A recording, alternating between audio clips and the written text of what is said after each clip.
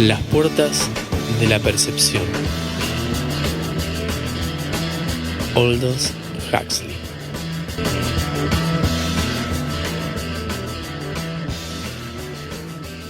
Apéndice 2. En el mundo occidental hay actualmente muchos menos visionarios y místicos que antes. Hay dos razones principales para este estado de cosas: una razón filosófica y una razón química. En el cuadro del universo actualmente de moda no hay sitio para la experiencia trascendental válida. Consiguientemente, quienes han tenido lo que consideran experiencias trascendentales válidas son mirados con recelo, como chiflados o farsantes. Ya no acredita a nadie ser un místico o un visionario. Pero no es nuestro clima mental lo único desfavorable para el visionario y el místico. También lo es nuestro ambiente químico, un ambiente muy distinto de aquel en el que vivieron nuestros antepasados. El cerebro está químicamente regulado y la experiencia ha demostrado que cabe hacerlo permeable a los, en términos biológicos, aspectos superfluos de la inteligencia libre mediante la modificación de la, en términos biológicos, química normal del cuerpo. Durante casi la mitad de cada año nuestros antepasados no comían fruta ni verduras, y como lo más que podían mantener durante los meses de invierno eran unos cuantos bueyes, vacas, cerdos y gallinas, tomaban poca manteca, poca carne fresca y muy pocos huevos. Para cuando llegaba cada primavera, la mayoría de ellos padecían en formas moderadas o agudas escorbuto, por carencia de la vitamina C, y pelagra, por insuficiencia en su dieta del complejo B. Los deprimentes síntomas físicos de estas enfermedades están asociados con no menos deprimentes síntomas psicológicos. El sistema nervioso es más vulnerable que los otros tejidos del organismo. Consiguientemente, las deficiencias vitamínicas tienden a repercutir antes en el estado mental que por lo menos de una manera clara en la piel, los huesos, las membranas mucosas, los músculos y las vísceras.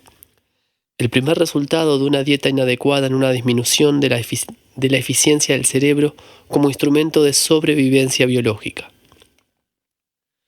Las personas desnutridas tienden a sentir angustias, depresiones, hipocondría y sentimientos de ansiedad. También es propensa a ver visiones porque cuando la válvula reductora del cerebro tiene su eficiencia reducida, penetra en la conciencia mucha materia inútil, en términos biológicos, del más allá, de la inteligencia libre. Buena parte de lo que los antiguos visionarios experimentaban era aterrador. Para utilizar el lenguaje de la teología cristiana, el diablo se revelaba con mucha más frecuencia que Dios en las visiones y éxtasis de esta gente. No puede sorprender esto en una época en que las vitaminas eran deficientes y la creencia en Satanás universal. La depresión mental, asociada hasta con los casos benignos de pelagra y escorbuto, se agrava con el miedo a la condenación y la convicción de que las potencias del mal eran omnipresentes. Esta depresión era muy propia para teñir de colores sombríos el material visionario, admitido en la conciencia por una válvula cerebral cuya eficiencia había sido disminuida por la desnutrición. Pero a pesar de sus preocupaciones por el eterno castigo y de su enfermedad de carencia, los ascetas de espiritualidad vigorosa veían con frecuencia el cielo y hasta tal vez tenían conciencia, de vez en cuando, del uno divinamente imparcial, en el que los opuestos polares se reconciliaban.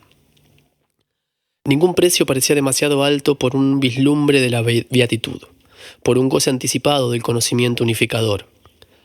La mortificación del cuerpo podía producir multitud de síntomas mentales indeseables, pero también podía abrir la puerta por la que se entraba en el mundo trascendental del ser, el conocimiento y la bienaventuranza. Tal es la razón de que a pesar de desventajas evidentes, casi todos los aspirantes de la vida espiritual hayan seguido en el pasado cursos regulares de mortificación corporal. En lo que a las vitaminas se refiere, cada invierno medieval era un largo ayuno involuntario y este ayuno involuntario era seguido durante la Cuaresma por 40 días de voluntaria abstinencia. La Semana Santa hallaba al creyente maravillosamente preparado, en lo que se refiere a su química orgánica, para las enormes incitaciones al dolor y la alegría del momento, para los remordimientos estacionales de conciencia y la identificación autotrascendente con el ascendido Cristo. En estos días de la más alta excitación religiosa y de la más baja toma de vitaminas, los éxtasis y las visiones eran cosa casi corriente, era lo que solo cabía esperar. Para los contemplativos enclaustrados había varias cuaresmas al año, y hasta entre los ayunos se alimentaban muy poco. De esto nacían esas agonías de depresión y escrúpulos descritas por tantos escritores espirituales. De esto nacían sus espantosas tentaciones de desesperanza y de reírse de sí mismos. Pero de esto nacían también esas gracias gratuitas, en la forma de visiones y palabras celestiales, de intuiciones proféticas, de telepáticos discernimientos de las almas, y de esto nacían finalmente sus contemplaciones infusas, su oscuro conocimiento del uno en todo. El ayuno no era la única forma de mortificación física a las que recurrían los antiguos aspirantes a la espiritualidad. La mayoría de ellos utilizaba con regularidad el látigo de cuero anudado o hasta el alambre de hierro. Estas flagelaciones eran el equivalente de intervenciones quirúrgicas importantes sin anestesia, y sus efectos en la química orgánica del penitente resultaban de consideración. Se soltaban grandes cantidades de histamina y adrenalina durante la flagelación misma, y cuando las heridas resultantes comenzaban a enconarse, como sucedía prácticamente con todas las heridas antes de la era del jabón, se introducían en la corriente sanguínea diversas sustancias tóxicas producidas por la descomposición de la proteína. Pero la histamina produce una sacudida, un shock, y esta sacudida afecta a la mente en no menor medida que el cuerpo. Además, la adrenalina en grandes cantidades puede causar alucinaciones, y se sabe que algunos productos de su descomposición originan síntomas que se parecen a los de la esquizofrenia. En cuanto a las toxinas de las heridas, perturban el sistema de enzimas regulador del cerebro y disminuyen la eficiencia de este como instrumento para salir adelante en un mundo donde sobreviven los biológicamente más aptos. Esto puede explicar por qué el curé d'Ars solía decir, en los días en que tenía libertad para flagelarse sin misericordia, que Dios no le negaba nada. En otros términos, cuando el remordimiento, el odio de sí mismo y el miedo al infierno sueltan adrenalina e histamina, y cuando las heridas infectadas sueltan en la sangre proteína descompuesta, la eficiencia de la válvula reductora del cerebro disminuye y entran en la conciencia de la zeta aspectos desconocidos de la inteligencia libre, con inclusión de psicofenómenos, visiones y, si se está filosófica y éticamente preparado para ello, experiencias místicas. Como hemos visto, la cuaresma seguía un largo periodo de ayuno involuntario. Análogamente, los efectos de la flagelación estaban complementados en los tiempos antiguos por mucha involuntaria absorción de proteína descompuesta. Los dentistas no existían, los cirujanos eran verdugos y no había antisépticos seguros. Por tanto, la mayoría de las personas tenían que vivir en aquella época con infecciones focales, y las infecciones focales, aunque ya no estén de moda como causa de todos los males que padece la carne, pueden sin duda reducir la eficiencia de la válvula reductora del cerebro. ¿Y la moraleja de todo esto? Los exponentes de una filosofía exclusivista responderán que, como los cambios en la química corporal pueden crear condiciones favorables y para la experiencia visionaria y mística, la experiencia visionaria y mística no puede ser lo que se afirma que es, y lo que evidentemente es para los que la tienen. Por esto, desde luego, es un no sequitur. A conclusión parecida llegarán aquellos cuya filosofía es indebidamente espiritual. Dios, insistirán, es un espíritu y ha de ser adorado en espíritu. Por tanto, una experiencia químicamente condicionada no puede ser una experiencia de lo divino. Pero de uno u otro modo, todas nuestras experiencias están químicamente condicionadas, y si nos imaginamos que algunas de ellas son puramente espirituales, puramente intelectuales, puramente estéticas, se debe a que nunca nos hemos molestado en investigar el ambiente químico interno en el momento de la ocurrencia. Además, está históricamente comprobado que la mayoría de los contemplativos trabajaron sistemáticamente para modificar su química corporal, con miras a crear las condiciones internas favorables para la visión espiritual. Cuando no se desnutrían hasta provocar deficiencias de azúcar en la sangre y de vitaminas, o no se flagelaban hasta intoxicarse con histamina, adrenalina o proteína descompuesta, cultivaban el insomnio o la oración durante largos periodos en incómodas posiciones, con objeto de crearse los síntomas psicofísicos de la tensión y el esfuerzo. En los intervalos cantaban salmos interminables, aumentando así la cantidad de anhídrido carbónico en los pulmones y en la corriente sanguínea. O si eran orientales, haciendo con el mismo objeto ejercicios de respiración. Hoy, como sabemos cómo disminuir la eficiencia de la válvula reductora del cerebro por acción química directa y sin el riesgo de infligir serio daño al organismo psicofísico. En el estado actual de nuestros conocimientos, el aspirante a místico que recurriera al prolongado ayuno y a la autoflagelación violenta obraría de modo tan insensato como el aspirante a cocinero que imitara al chino de Charles Lamb, quien quemó la casa para asar un cerdo. Sabiendo como sabe o como puede saberlo si lo desea, cuáles son las condiciones químicas de la experiencia trascendental, el aspirante a místico debe dirigirse, en busca de ayuda técnica, a los especialistas en farmacología, en bioquímica, en fisiología y neurología, en psicología, psiquiatría y parapsicología. Y por otra parte, desde luego, los especialistas, si aspiran a ser genuinos hombres de ciencia y seres humanos completos, deben dirigirse, saliendo de sus respectivos casilleros, al artista, al profeta, al visionario, al místico, a cuantos, en pocas palabras, han tenido la experiencia del otro mundo y saben, a sus modos respectivos, qué hacer con esa experiencia.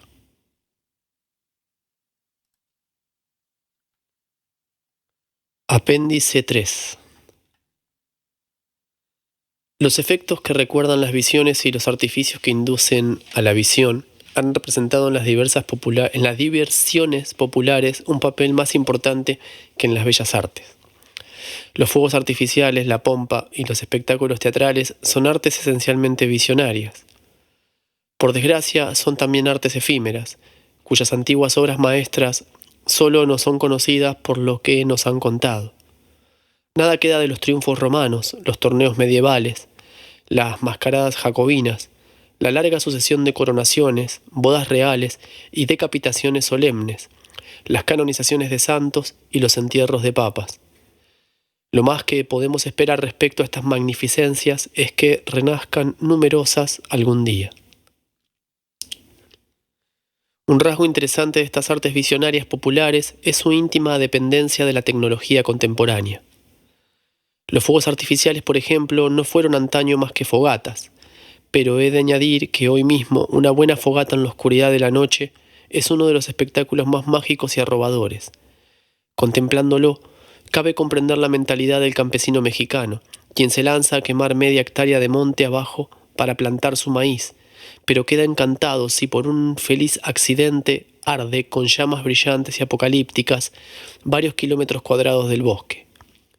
La verdadera pirotecnia comenzó en Europa por lo menos, ya que no en China, con el uso de combustibles en sitios de plazas y batallas navales. De la guerra pasó a su debido tiempo a la diversión. La Roma imperial tenía espectáculos de fuegos artificiales, algunos de los cuales, inclusive en la época de declive, eran complicados en extremo. He aquí la descripción de Claudiano del espectáculo ofrecido por Manlio Teodoro en el 399 de nuestra era. Mobili ponderubus descendant pegma reductis, inque chori speciem spargentes ardua flamas, scaena rotet varios, et fingat mulsiver orbis. Per tobulus impune vagos pictaeque citato, ludent igne traves, et non permissa morari, fida per innocuas arrendi incendiaturres. Con una pulcritud de lenguaje que no hace justicia a las extravagancias sintácticas del original, el señor Platnaeur traduce: retírese los contrapesos y la móvil grúa descienda, bajando a los incumbrados hombres que girando como un coro esparcen llamas. Que Vulcano forje bolas de fuego que rueden inocuamente por las tablas, que las llamas parezcan jugar por las fingidas vigas del escenario y que una domada conflagración a la que no se le permite descansar vague entre las intactas torres. Después de la caída de Roma, la pirotecnia se convirtió una vez más en arte exclusivamente militar. Su mayor triunfo fue la invención por parte de Calínico hacia el 650 de nuestra era, del famoso fuego griego, el arma secreta que permitió al bamboleante imperio bizantino sostenerse durante tanto tiempo frente a sus enemigos. Durante el Renacimiento, los fuegos artificiales volvieron al mundo de las diversiones populares. Con cada avance de la química se hicieron más brillantes y suntuosos. Para mediados del siglo XIX, la pirotecnia había llegado a una cumbre de perfección técnica y era capaz de transportar a vastas multitudes de espectadores hacia los visionarios antípodas de mentes que conscientemente eran respetables metodistas, puseístas utilitarios, discípulos de Mill o Marx, de Newman, Bradlaugh o Samuel Smiles. En la Piazza del Popolo, en Ranelagh y en el Crystal Palace, en cada 4 o 14 de julio se le recordaba al subconsciente popular, con el bermejo resplandor del estroncio, el azul del cobre, el verde del bario y el amarillo del sodio, ese otro mundo de muy abajo, en el equivalente psicológico de Australia. El Fausto y la pompa son un arte visionario que ha sido utilizado desde tiempo inmemorial como instrumento político. Los fantásticos atuendos de reyes, papas y sus respectivos séquitos, militares y eclesiásticos, tienen una finalidad esencialmente práctica: impresionar a las clases inferiores con una sensación muy viva de la sobrehumana grandeza de sus amos. Por medio de las ropas suntuosas y las ceremonias solemnes, la dominación de facto queda transformada en un dominio, no solamente de jure, sino positivamente de jure divino. Las coronas y tiaras, las variadas joyas, los atenes, sedas y terciopelos, los vastos uniformes y vestimentas, las cruces y medallas, las empuñaduras de la espada y los báculos, los sombreros y cascos empenachados y su equivalente eclesiástico, y esos enormes abanicos de plumas que hacen de cada función papal un cuadro sacado de Aída, son, sin excepción, cosas que inducen a las visiones destinadas a que caballeros y damas demasiado humanos parezcan héroes, semidioses y seres seráficos, y a que procuren de paso mucho placer inocente a todos los interesados, sean actores o espectadores. En el curso de los últimos 200 años, la técnica de la iluminación artificial ha realizado enormes progresos, y estos progresos han contribuido mucho a la efectividad del Fausto y la pompa y el arte íntimamente relacionado con ellos del espectáculo teatral de gran aparato. El primer avance notable ocurrió en el siglo XVIII, con la introducción de las velas moldeadas de esperma de ballena en sustitución de las viejas bujías de sebo y candelas de cera vertida.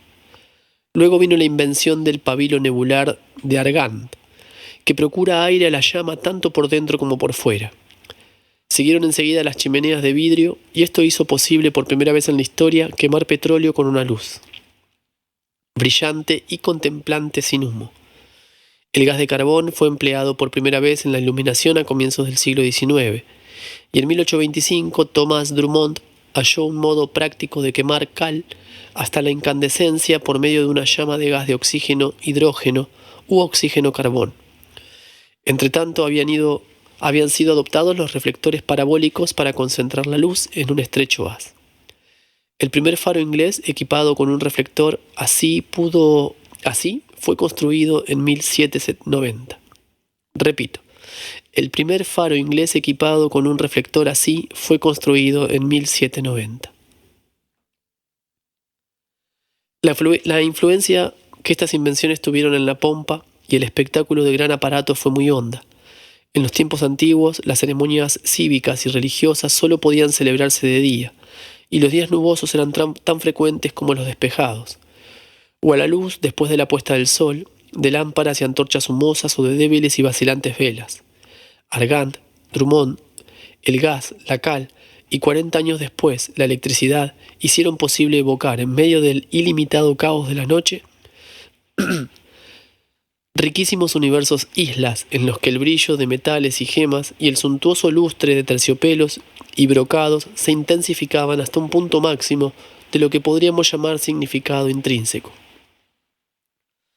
Un reciente ejemplo de pompa antigua elevada por la iluminación del siglo XX a un poder mágico superior fue la coronación de la reina Isabel II.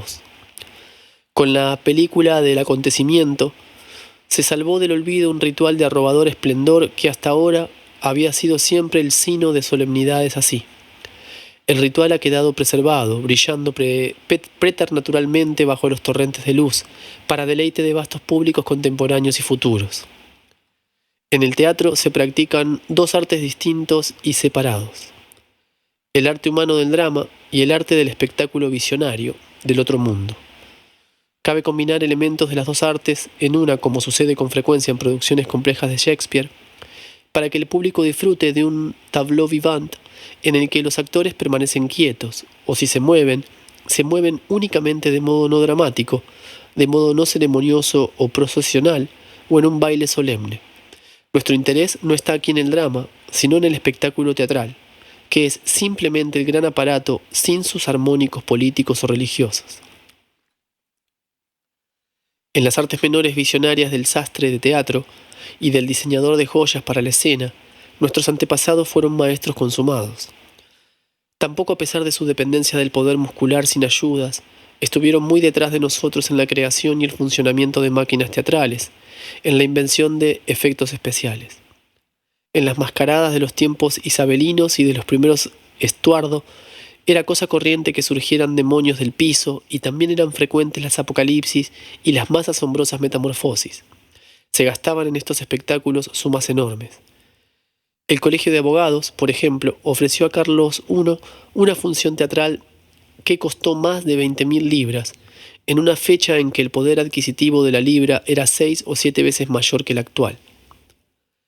La carpintería es el alma de la mascarada, dijo sarcásticamente Ben Jonson. Era un sarcasmo motivado por el resentimiento. Se pagaba a amigo Jones por la escenografía tanto como a Ben por escribir la obra. El ofendido laureado no había comprendido sin duda que la mascarada es un arte visionario y que la experiencia visionaria está más allá de las palabras, por lo menos más allá de toda palabra que no sea supremamente shakespeariana, y ha de ser provocada por la percepción directa, sin nada intermedio, de cosas que recuerden al espectador lo que está pasando en los inexplorados antípodas de su propia conciencia personal. Según eran las cosas, el alma de la mascarada no podía ser nunca un libreto johnsoniano. Tenía que ser la carpintería. Pero ni la carpintería podía ser toda el alma de la mascarada. Cuando llega a nosotros desde adentro, la experiencia visionaria es siempre preternaturalmente brillante. Sin embargo, los antiguos escenógrafos no tenían ninguna fuente de luz manejable que fuera más brillante que una vela. A corta distancia, una vela puede crear contrastes de luces y sombras extraordinariamente mágicos. Los cuadros visionarios de Rembrandt y Georges de Latour son de cosas y personas vistas a la luz de las velas. Por desgracia, la luz obedece a la ley de los cuadrados inversos. A distancia seguramente del atuendo inflamable de un actor, las velas resultan completamente inadecuadas.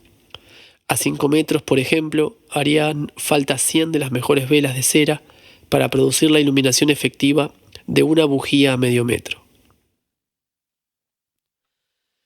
Con una iluminación tan mísera, solo podía aprovecharse una pequeña parte de las posibilidades visionarias de la mascarada.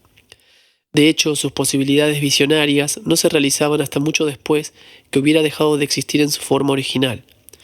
Solo en el siglo XIX, cuando el avance de la tecnología procuró al teatro luces de calcio y reflectores parabólicos, pudo llegar la mascarada a su plenitud.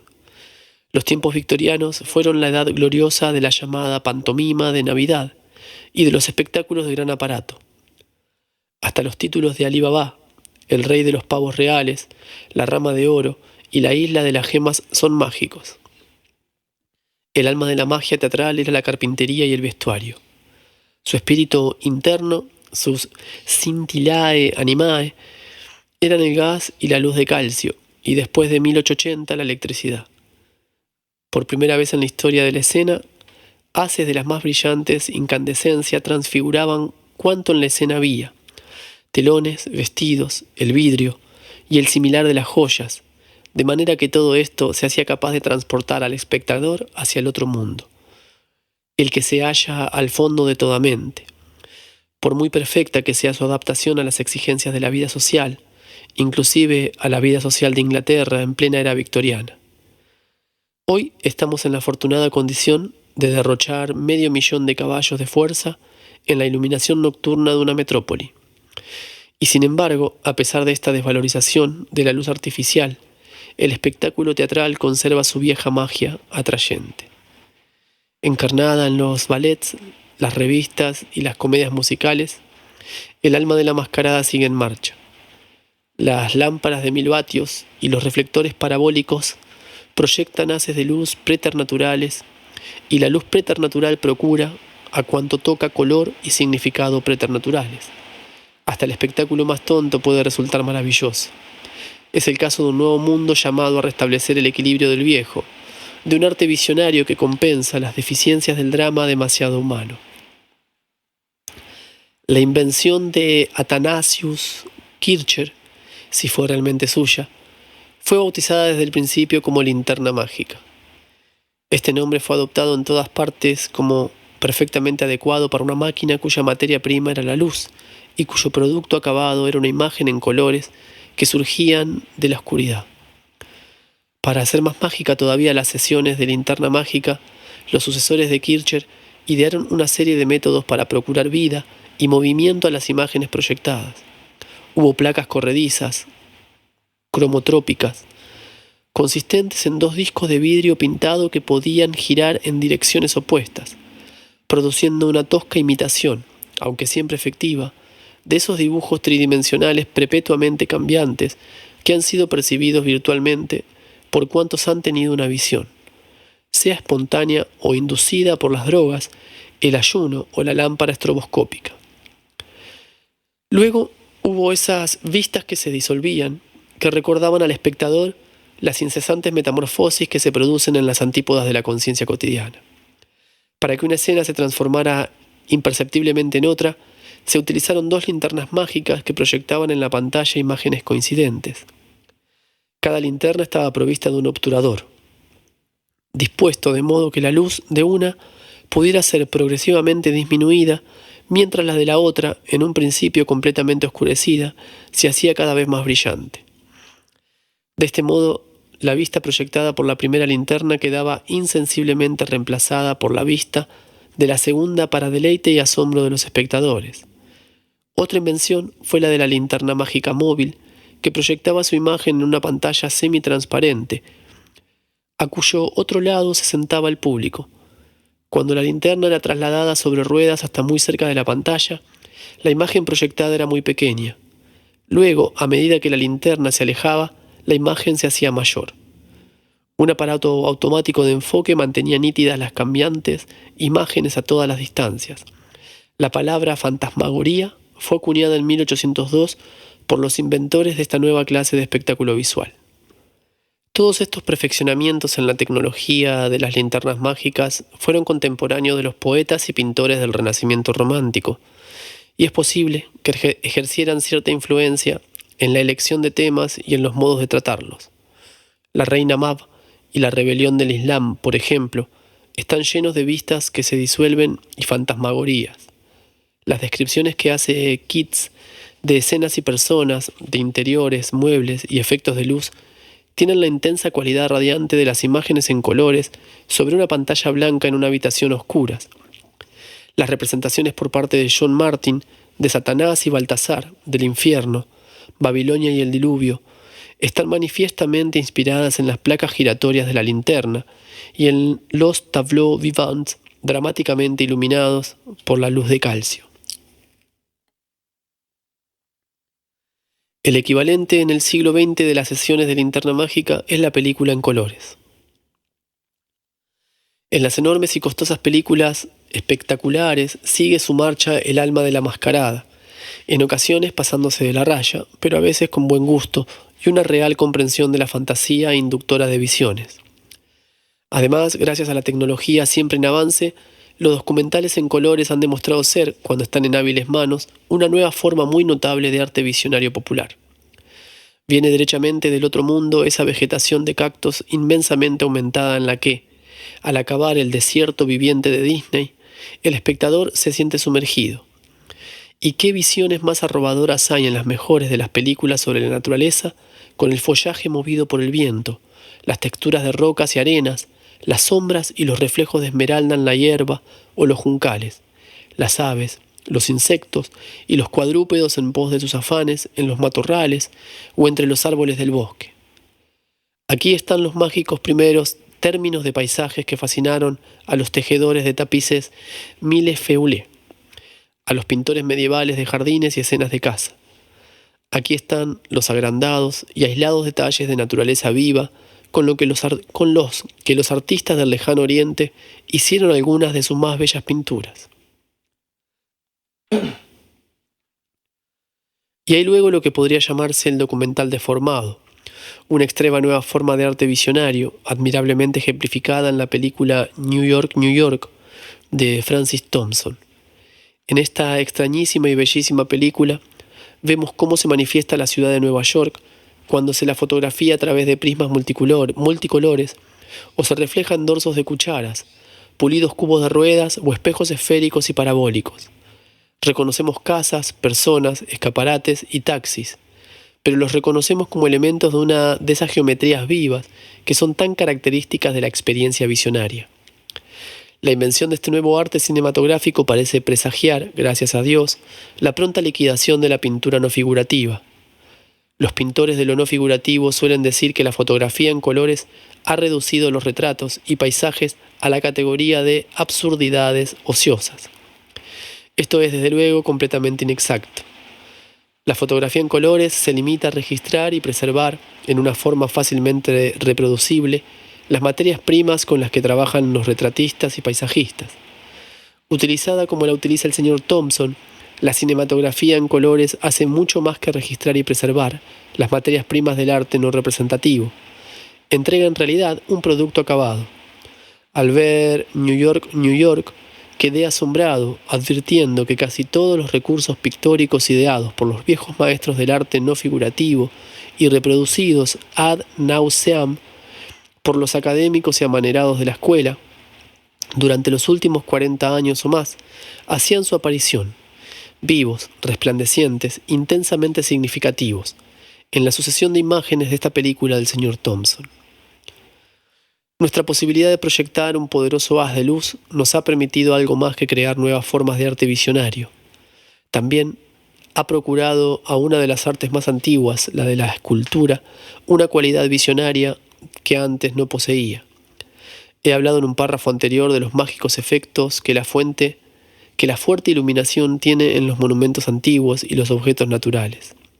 Análogos efectos se advierte cuando dirigimos los haces de luz hacia la piedra esculpida. Fuseli obtuvo inspiración para algunas de sus mejores y más audaces ideas pictóricas estudiando las estatuas de Montecavallo a la luz del sol poniente, o mejor todavía, cuando las iluminaban los relámpagos a medianoche. Hoy disponemos de puestas de sol artificiales y relámpagos sintéticos. Podemos iluminar nuestras estatuas desde el ángulo que elijamos y prácticamente con el grado de intensidad que deseemos. El resultado ha sido que la escultura nos ha revelado nuevos significados y bellezas insospechadas.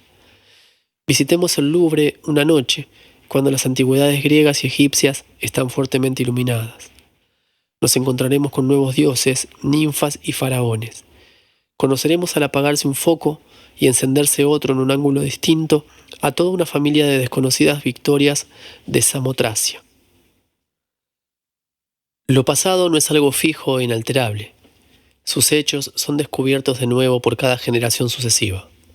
Hay una nueva apreciación de valores y una nueva definición de significados de acuerdo con los presentes gustos y preocupaciones. Con los mismos documentos, monumentos y obras de arte, cada época inventa su propia Edad Media, su China privada, su Hélade patentada y registrada. Hoy, gracias a los recientes avances en la técnica de la iluminación, podemos ir más adelante que nuestros predecesores.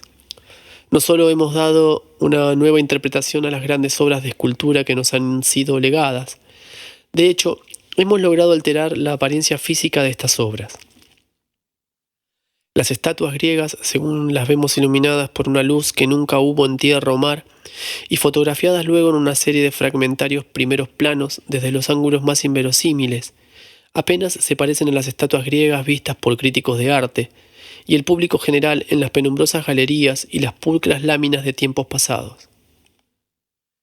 El propósito del artista clásico, sea cual fuere el período en que haya vivido, es poner orden en el caos de la experiencia, presentar un cuadro comprensible y racional de la realidad en el que todas las partes se vean claramente y estén coherentemente relacionadas, de modo que el espectador sepa, o para ser más exactos, imagine que sabe precisamente qué es qué.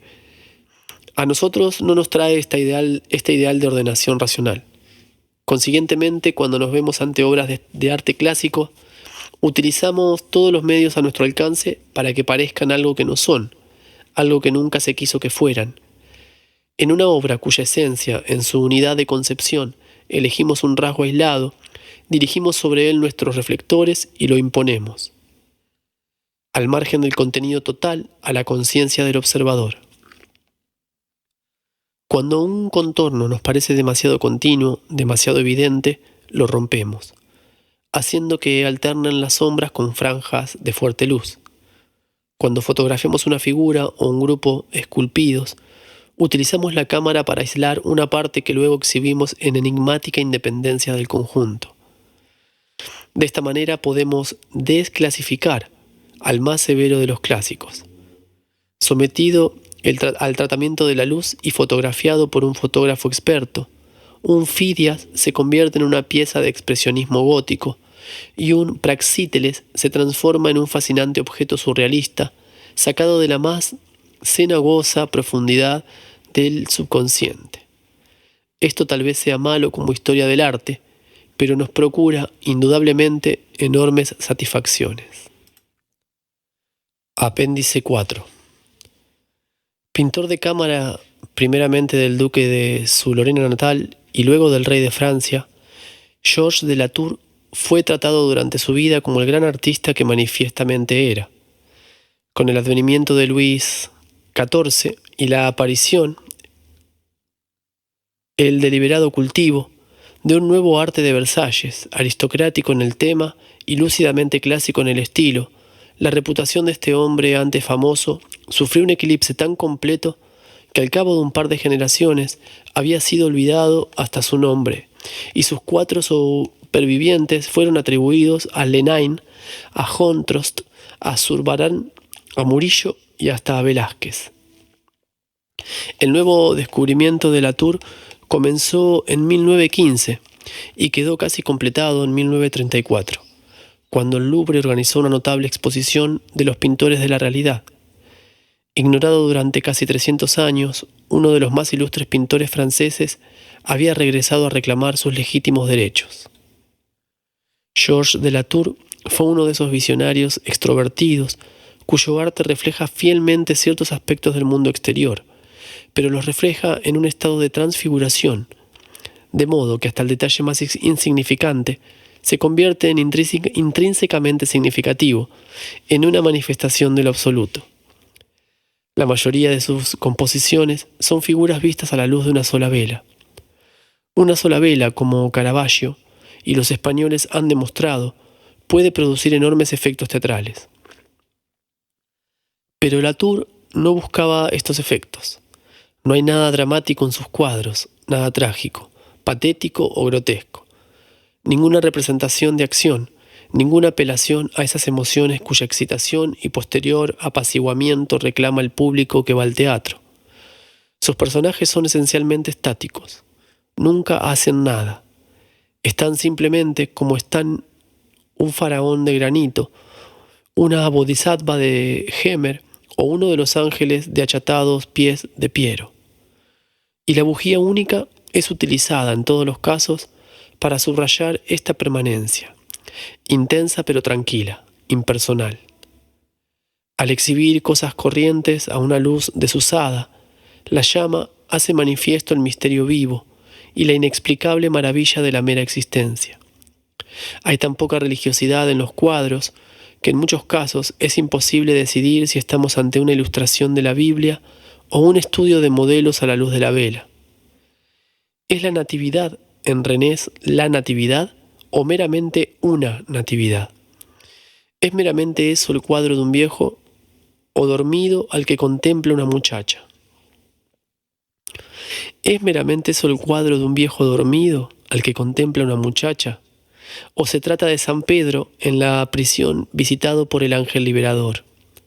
No hay manera de decirlo, pero aunque el arte de Latour carece totalmente de religiosidad, es profundamente religioso, en el sentido de que revela, con intensidad sin paralelo, la omnipresencia divina. Debe añadirse que como hombre, este gran pintor de la inmanencia de Dios fue al parecer orgulloso, duro, intolerablemente dominante y avaricioso, lo que demuestra una vez más que no hay una correspondencia exacta entre la obra del artista y su carácter. Apéndice 5. Vuillard pintó por lo general primeros términos de interiores, pero también algunos de jardines. En unas pocas composiciones combinó la magia de lo próximo con la magia de lo distante, representando un rincón de habitación en el que se halla o cuelga su propia representación, o la de algún otro, de una lejana vista de árboles, montes y cielo. Es una invitación a sacar el mejor partido posible de los dos mundos, el telescopio y el microscopio, con una sola mirada. Por lo demás, solo recuerdo un puñado de primeros planos de paisaje que sean obra de artistas europeos modernos. Hay una extraña maleza de Van Gogh en el Metropolitan. Hay la maravillosa cañada de Helmington Park de Constable en la Galería Tate. Hay un mal cuadro, la Ofelia de Millais, que resulta mágico a pesar de todo por el intrincamiento del follaje, veraniego visto de muy de cerca por un ratón campestre.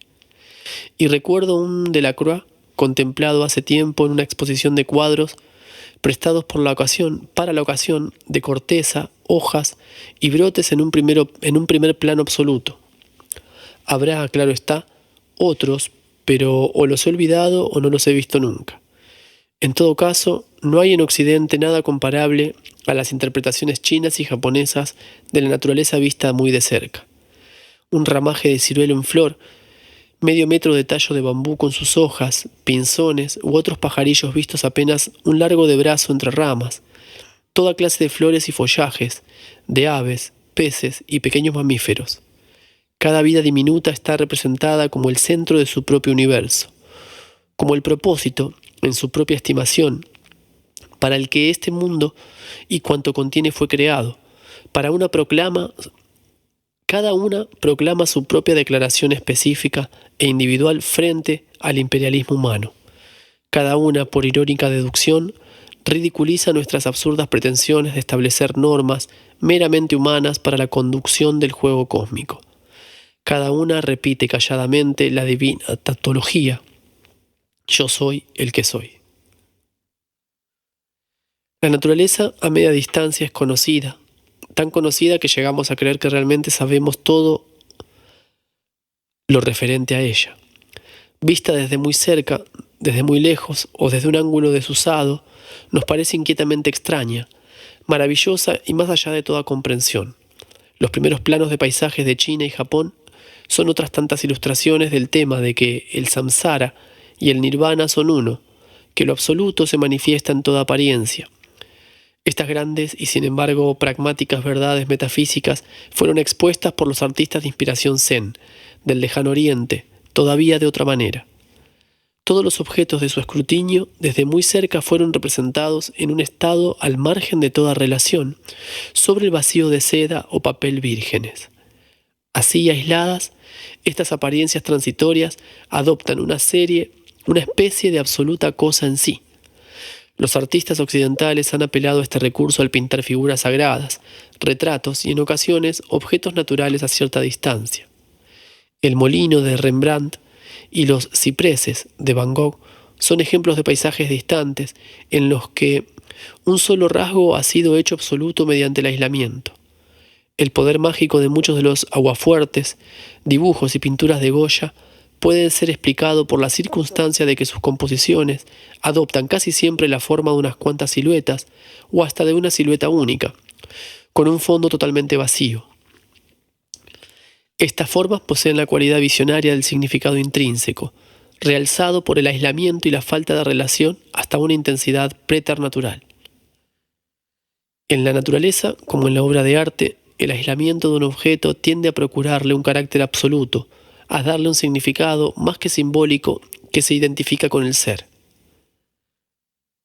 Mas hay un árbol, de uno solo sé. Un solo campo miran estos ojos, los dos recuerdan algo que se fue. Este algo, de Wordsworth, recordaba que ya no podía ver, era el fulgor visionario. Recuerdo que este fulgor y este significado intrínseco eran las propiedades de un roble solitario que podía verse desde el tren, entre Reading y Oxford, en lo alto de un oteruelo, en medio de una vasta extensión de sembrados. El árbol recortaba su silueta en el pálido cielo septentrional. El efecto de aislamiento combinado con la proximidad puede ser estudiado, en toda su mágica extrañeza, en el extraordinario cuadro de un artista japonés del siglo XVII, que fue también un famoso espadachín y un estudioso de Zen.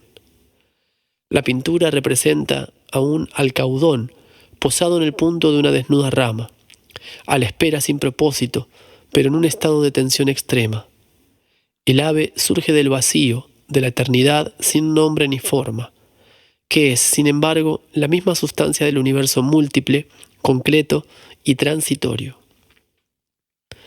Este alcaudón, en su desnuda rama, es primo hermano del zorzal invernal de Hardy. Pero mientras el zorzal victoriano se empeña en darnos una lección de una u otra clase, el alcaudón del lejano oriente se contenta sencillamente con existir, con estar intensa y absolutamente allí. Apéndice 6. Muchos esquizofrénicos pasan la mayor parte de su tiempo no en la tierra o en el cielo, ni siquiera en el infierno, sino en un mundo gris y sombrío de fantasmas e irrealidades. Lo cierto de estos psicóticos lo es también en menor medida de ciertos neuróticos afligidos por una forma más suave de enfermedad mental. Recientemente se ha podido inducir a este estado de existencia fantasmal mediante la administración de una pequeña cantidad de uno de los derivados de la adrenalina. Para los vivos, las puertas del cielo, el infierno o el limbo se abren, no con macizas llaves de metales hechas, sino por la presencia en la sangre de una serie de compuestos químicos y por ausencia de otra serie. El mundo de las sombras, habitado por algunos esquizofrénicos y neuróticos, se parece mucho al mundo de los muertos, tal como ha sido descrito en algunas de las primeras tradiciones religiosas. Como los fantasmas en Sheol y en el Hades de Homero, estas personas mentalmente perturbadas han perdido el contacto con la materia, el lenguaje y sus semejantes. No tienen agarradero alguno en la vida y están condenadas a la inacción, la soledad y el silencio, interrumpido únicamente por los inteligibles chillidos y farfullos de los fantasmas. La historia de las ideas escatológicas señala un progreso auténtico, un progreso que puede ser descrito en términos teológicos como el paso del Hades al cielo, en términos químicos como la sustitución de la adrenolutina por la mescalina y el ácido lisérgico, y en términos psicológicos como el avance desde la catatonía y las sensaciones de irrealidad a una impresión de realzada realidad en la visión, y finalmente en la experiencia mística. Apéndice 7.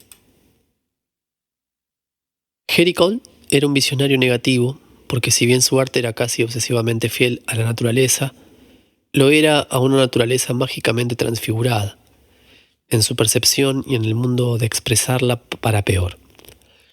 En una ocasión dijo: comienzo a pintar una mujer y acaba siendo siempre un león. De hecho, muchas veces acababa en algo mucho menos grato que un león, en, por ejemplo, un cadáver o un demonio. Su obra maestra, su prodigiosa balsa de la Medusa, fue pintada no sacándola de la vida, sino de la disolución y la corrupción, de trozos de cadáveres proporcionados por estudiantes de medicina, del consumido torso y del rostro amarillento de un amigo que había estado padeciendo una enfermedad hepática. Hasta las olas sobre las que la balsa flota y hasta el alto cielo tienen colores cadavéricos. Se diría de todo el universo se había convertido en una sala de disección. Y luego están sus cuadros demoníacos. El Derby, es manifiesto, se está corriendo en el infierno, con un fondo llameante de oscuridad visible. El caballo asustado por el rayo, en la Galería Nacional, es la revelación, en un solo instante congelado, de la extrañeza, de la siniestra y hasta infernal otra cosa que se esconde en las cosas conocidas. En el Museo Metropolitano, hay el retrato de un niño. ¿Y qué niño? Con su chaqueta cárdenamente reluciente, el chiquitín es, según expresión grata a Baudelaire, un Satanás en cierne, un Satanás en Nerve. Y el estudio de un hombre desnudo, también en el Metropolitano, no es más que este Satán en cierne convertido en persona mayor. Por los relatos de sus amigos que han dejado de él, es manifiesto que Géricault veía el mundo que lo rodeaba como una sucesión de apocalipsis visionarias. El caracoleante caballo de su temprano officer de chasseurs fue visto una mañana en el camino de Saint-Cloud, en la polvorienta luminosidad del sol matutino, encabritándose y lanzándose hacia adelante entre las varas de un ómnibus. Los personajes de la balsa de la Medusa fueron pintados con todo detalle, uno por uno sobre el lienzo virgen. No hubo ningún esbozo de la composición total, ninguna gradual construcción de la armonía general de tonos y matices. Cada revelación determinada, un cadáver en descomposición, un enfermo en la fantasmal extremidad de la hepatitis, fue expresada tal como había sido vista y realzada artísticamente. Por un milagro del genio, cada sucesiva apocalipsis quedó encajada, proféticamente, en una armoniosa composición, que cuando la primera de aquellas aterradoras visiones fue trasladada al lienzo, solo existía en la imaginación del artista. Apéndice 8. En Sartor Resorts, Carly le ha dejado lo que su biógrafo psicosomático, el Dr. James Halliday, en El señor Carlyle, mi paciente, denomina una asombrosa descripción de un estado mental psicótico, en gran parte depresivo, pero en parte también esquizofrénico. Los hombres y mujeres a mi alrededor, escribe Carlyle, hasta cuando me hablaban eran únicamente figuras. Yo había olvidado prácticamente que estaban vivos, que no eran meros autómatas. En medio de sus atestadas calles y reuniones, yo iba solitario y me sentía feroz, aunque era mi propio corazón, no el de otro, lo que estaba devorando, como el tigre en la selva. Para mí, el universo carecía de vida, de propósito, de volición y hasta de hostilidad. Era una enorme, inconmensurable y muerta máquina de vapor, girando con la indiferencia de lo muerto para triturarme miembro a miembro. Sin esperanza, no tenía ningún miedo definido, ni del hambre ni del diablo, ni del hombre ni del diablo. Y sin embargo, de modo extraño, vivía en un temor continuo, indefinido y agotador. Era un hombre trémulo, pusilánime, temeroso de no sé qué. Me parecía que todas las cosas, las de arriba, en el cielo, y las de abajo, en la tierra, iban a hacerme daño, como si el cielo y la tierra fueran las ilimitadas mandíbulas de un monstruo devorador, mientras yo, palpitante, permanecía a la espera de ser devorado. René y el idólatra de los héroes están evidentemente describiendo la misma experiencia. Los dos perciben la infinitud, pero en la forma del sistema, de la inconmensurable máquina de vapor. Para los dos también todo es significativo, pero negativamente significativo. De modo que todo sucede, carece totalmente de sentido. Todo objeto es intensamente irreal, y todo ser que se llama a sí mismo humano es un muñeco con cuerda. Un muñeco que hace grotescamente sus movimientos de trabajo o juego, sus movimientos de amar, de odiar, de pensar, de ser elocuente, heroico, santo, lo que quiera. El robot, si no sabe hacer muchas cosas, no es nada.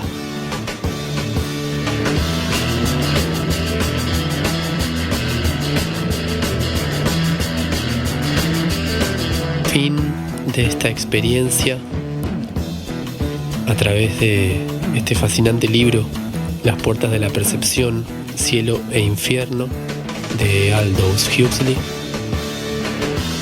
Quizá esta aventura nos colabore de alguna manera en abrir, expandir, profundizar en nuestras puertas de percepción y en esas antípodas de la mente que cada uno, cada una tenemos tanto por explorar. Libro leído completamente en vivo, desde este acá, desde este ahora. Gracias por compartir, y a quien le interese puede escribir al mail y le compartimos el PDF. Hasta la próxima aventura.